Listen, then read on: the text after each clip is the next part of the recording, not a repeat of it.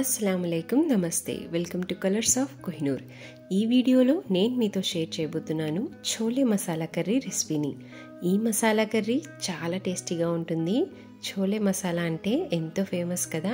చాలా టేస్టీగా సింపుల్గా ఇంట్లోనే దీన్ని ధాబా స్టైల్లో ఎలా తయారు చేసుకోవాలనేది నేను ఈ వీడియోలో మీతో షేర్ చేసుకుంటాను। అలాగే దీన్ని రోటీలో కానీ చపాతీలో కానీ ఇంకా పుల్కాలో కానీ తింటే అదిరిపోతుందండి। అన్నింటికంటే ముందుగా మనం ఇక్కడ శనగల్ని నానబెట్టుకోవాలి। ఇది మనం రేపు తయారు చేస్తామనగా ఇవాళ నైటే నానబెట్టేసుకుంటే మంచిగా నానిపోతాయండి। ఇక్కడ నేను తీసుకున్న శనగలు మొలకలు వచ్చి ఉన్నాయి కదండి, అలాగైనా మీరు తీసుకోవచ్చు, లేకపోతే నైట్ నానబెట్టేసి పొద్దునైనా కూడా దీన్ని చేసుకోవచ్చు। ఈ విధంగా నానబెట్టిన శనగలను ఒక కుక్కర్లో తీసుకొని అలాగే దాంతోపాటు ఒక బంగాళదుంపను వేసుకొని కొద్దిగా సాల్ట్ వేసి ఈ విధంగా మనం బాగా ఉడకబెట్టుకోవాలండి। శనగలు అనేవి బాగా సాఫ్ట్ అయిపోవాలి, ఇలాగ మనం ఉడకబెట్టేసుకోవాలి। ఇప్పుడు అందులోని బంగాళదుంపను తీసేసి అలాగే ఆ వాటర్ని ఇంకా శనగల్ని వేరు చేసుకోవాలి।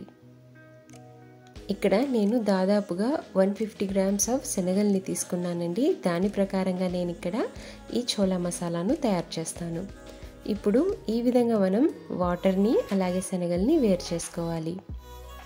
ఇప్పుడు బంగాళదుంపకు పైనుండే తొక్క అనేది తీసేసి బంగాళదుంపను అలాగే మనం ఉడకబెట్టుకున్న శనగల్లో కొన్ని శనగలను మిక్సీ జార్లో వేసి కొద్దిగా వాటర్ వేసి ఈ విధంగా ఫైన్ పేస్ట్ చేసుకోవాలి।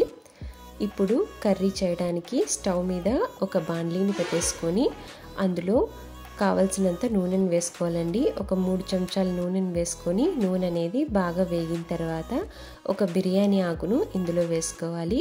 అలాగే ఒక 2 పెద్ద సైజు ఆనియన్స్ని చిన్నగా కట్ చేసుకొని ఆ ఆయిల్లో వేసుకొని బాగా ఫ్రై చేసుకోవాలి। ఆనియన్స్ అనేవి ట్రాన్స్పరెంట్గా అవుతాయి కదా, అంతవరకు ఫ్రై చేసుకోవాలి। అలాగే ఇందులోకి 2 లవంగాలు అలాగే ఒక చిన్న దాల్చిన చెక్క ముక్కను వేసుకోవాలి। వీటన్నిటిని కూడా ఆయిల్లో బాగా ఫ్రై చేసుకోవాలి। ఈ విధంగా ఫ్రై అయిన తర్వాత ఇందులోకి మనం ఒక చిన్న చెంచా జింజర్ గార్లిక్ పేస్ట్ని వేసుకోవాలండి। అల్లం వెల్లుల్లి పేస్ట్ ఉంటుంది కదా, అది ఒక చిన్న చెంచాతో అల్లం వెల్లుల్లి పేస్ట్ను వేసుకోవాలి। ఈ అల్లం వెల్లుల్లి పేస్ట్ మొత్తం పచ్చి వాసన పోయేంత వరకు మనం ఆయిల్లో బాగా ఫ్రై చేసుకోవాలి।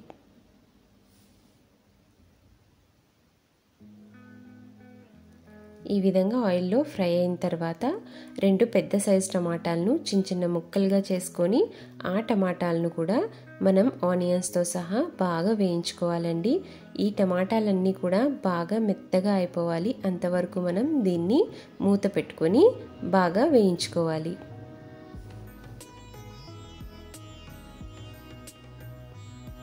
ఈ విధంగా మనకు టమాటా ముక్కలన్నీ కూడా బాగా సాఫ్ట్గా అయిపోవాలి।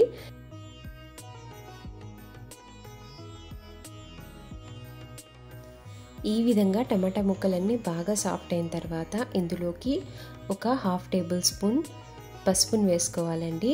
అలాగే మన రుచికి సరిపడా కారాన్ని వేసుకోవాలి।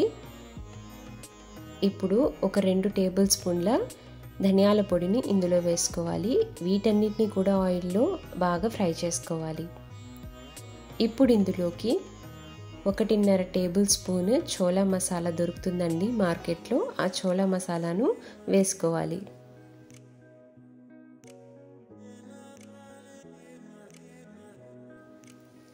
ఇప్పుడు వీటన్నిటిని కూడా బాగా మిక్స్ చేసుకుంటూ ఫ్రై చేసుకోవాలి। స్టవ్ అనేది లో ఫ్లేమ్లో పెట్టుకుంటే మంచిదండి।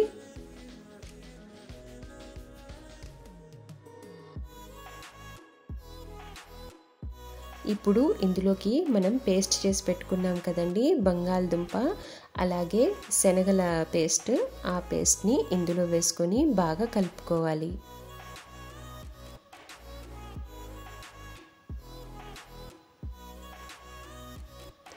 దీనివల్ల మనకు గ్రేవీ అనేది మంచిగా చిక్కగా వస్తుంది, అలాగే టేస్ట్ కూడా చాలా బాగా వస్తుందండి।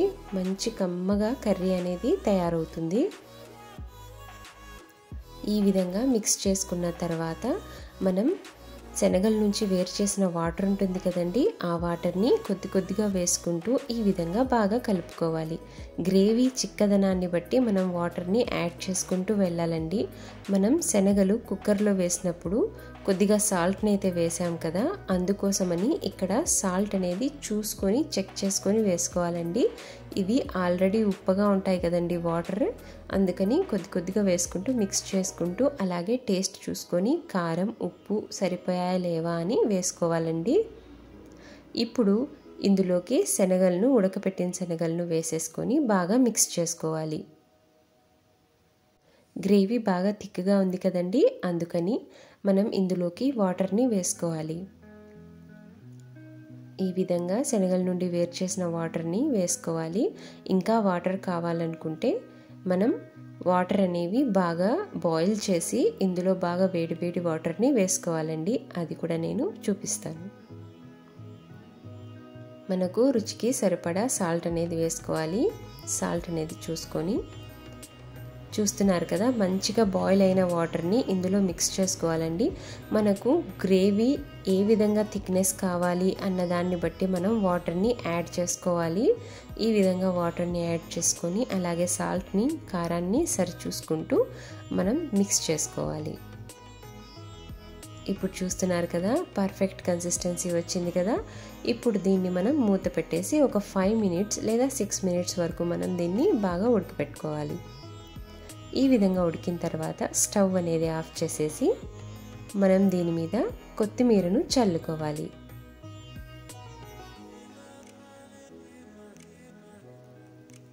ఇప్పుడు దీనికి మనం తడక అనేది వేద్దాం. పోపు పెట్టుకోవాలండి. తడక అంటే పోపు. ఇక్కడ పోపును పెట్టుకోవాలి. పోపు కోసం నేను ఒక చిన్న కడాయిలో కొద్దిగా ఆయిల్ని తీసుకున్నాను. ఈ ఆయిల్ వేడైన తర్వాత చిన్న చిన్నగా సన్నగా చాప్ చేసిన అల్లాన్ని తీసుకొని ఈ ఆయిల్లో వేసుకోవాలి. అలాగే సన్నగా చాప్ చేసిన వెల్లుల్లిని కూడా ఇందులో వేసుకోవాలి. అలాగే 2 పచ్చిమిర్చిని కూడా ఈ విధంగా కట్ చేసుకొని మనం ఈ ఆయిల్లో బాగా ఫ్రై చేసుకోవాలి. ఈ విధంగా ఇవన్నీ బాగా ఫ్రై అవ్వాలి. ఇలా ఫ్రై అయిన తర్వాత లాస్ట్లో 1 చెంచా కసూరి మేతిని వేసుకోవాలండి. ఈ కసూరి మేతి వేయడం వల్ల మనకు మంచి ఫ్లేవర్ వస్తుందండి. ఈ విధంగా వీటన్నిటిని ఫ్రై చేసుకున్నాక మనం ఈ వేడి వేడి పోపును మన కర్రీలో మిక్స్ చేసుకోవాలి.